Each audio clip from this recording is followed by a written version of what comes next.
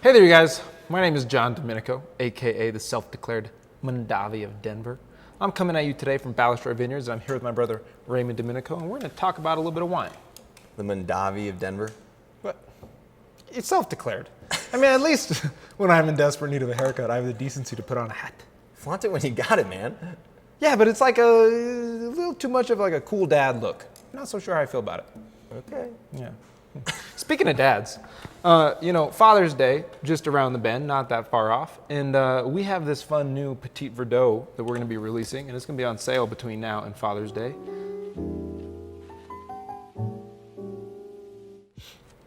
You got a hat.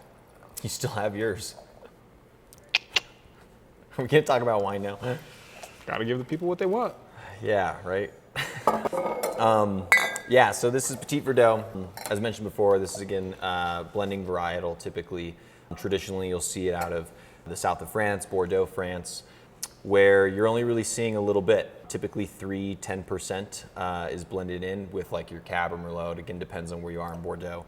And then same goes for places like here in the States. You'll see this grape planted pretty widely, but again, traditionally blended.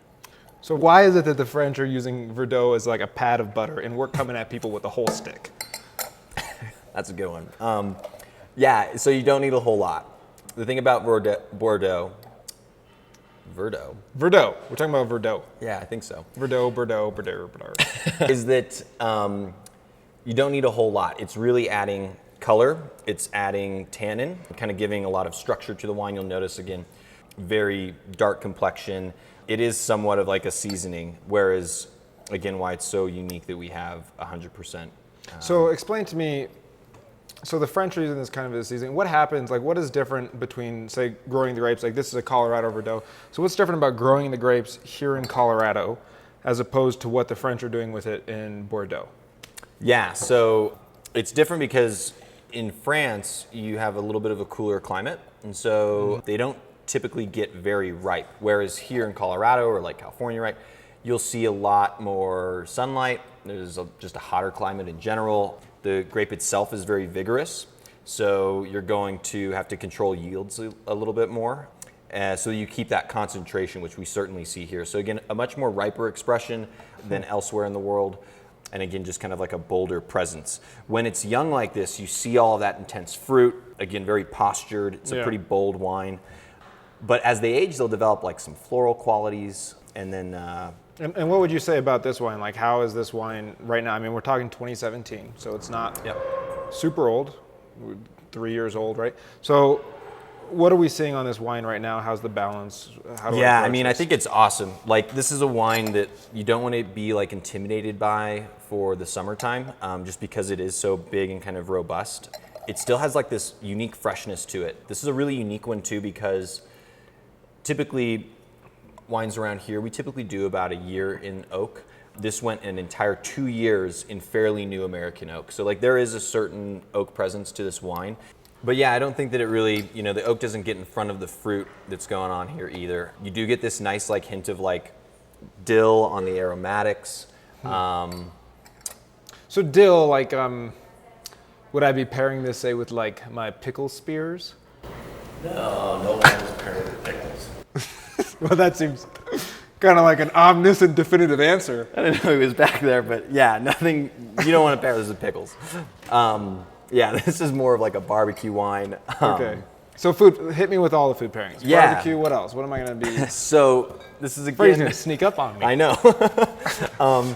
No, so it's like, this is a wine that is all about, again, that tannin presence, and that's what you really want to try to combat with your food. Okay. Anything that's going to be fatty, anything that you're tossing on the grill this summer, again, I still think it's very approachable. You're going to see that boldness in the wine, but you're not going to see, anything that's overwhelming. But you don't want to put it against food that's going to be overwhelmed by it. So again, barbecue, Father's Day is coming up. It's like a big hit for that. Yeah.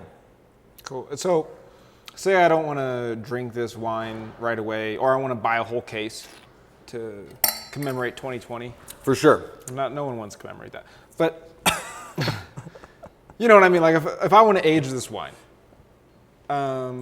Yeah, it's very ageable. So this is a wine that You know, it's great, young, fresh, a little bit more aggressive right now, but this is also a wine that like in 5 years, you're gonna start to see lots of things develop. That oak quality, those dill, herbal sensations of the American oak, you're gonna see those kind of transform a little bit more into like menthol.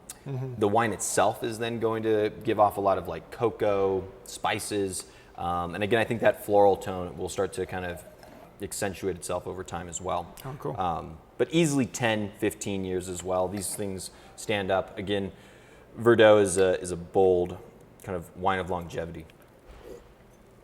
Well, I think it's a delicious wine. I mean, I'm all about this. I mean, the tannin right now, again, it's ripping. Like I'm ready to have something with it, but it's so pretty up front. This again was a ripe year, but this isn't what I would call one of our like powerhouse wines where you're gonna see so much intense fruit. There's an incredible balance that's going on. Yeah, I think it's great, man. Yeah, and like the floral mingling with the dill and those herbal tones, it's like a very interesting aroma going on. So well, alrighty. So, thank you. This has been just delightful. yeah, You guys heard it here. This is the Petit Verdot. Like I said, it's going to be on sale for a little while. So pick it up for your dad, pa, old man, pops, gramps. I mean, whatever nickname you got. I promise you, he's going to love this wine. And you know what? Share it with the whole family. Dad's not the only one that needs a glass of wine right now. So check out our website, order online, and thanks guys for tuning in. Have a great day. Cheers.